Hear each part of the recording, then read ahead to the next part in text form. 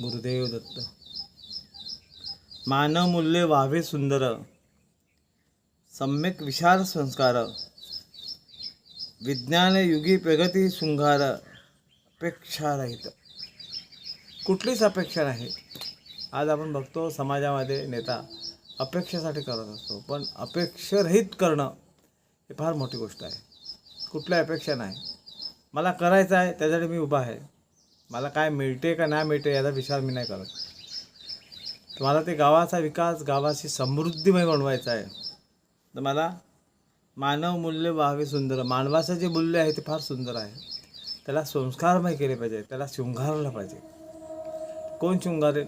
तर गावात अशी व्यवस्था उभी झाली पाहिजे का गाव विकासासाठी आणि एकत्र येऊन एकमेकाशी सहाय्य करू. हे जे आपण सांगितलेलं आहे ते खरा तो एकच धर्म.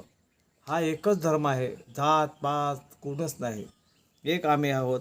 असा मानवमूल्य व्हावे सुंदर, सम्यक विचार संस्कार, समदृष्टी भाव, सम्यक भाव आपल्यात असणं मुळाचं आहे.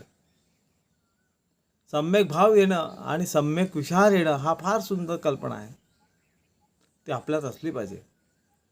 आणि असंच नाही म्हणून आपल्याला दुसरा आपण दुरावतो. तो वेगळा आहे, तो वेगळा आहे, तो वेगळा आहे.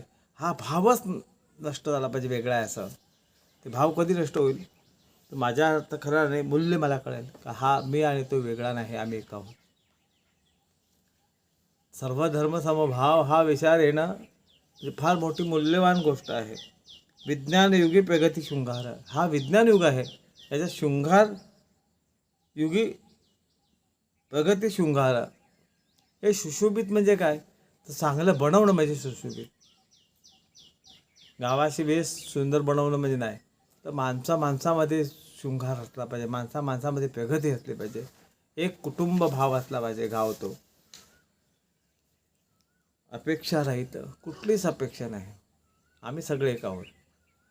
हा भाव खऱ्या अर्थाने आपल्याला रुजला पाहिजे, तरच ग्रामविकास खऱ्या अर्थाने होईल. म्हणून ग्रामविकास होण्यासाठी हा विचार आपण रुजवला पाहिजे.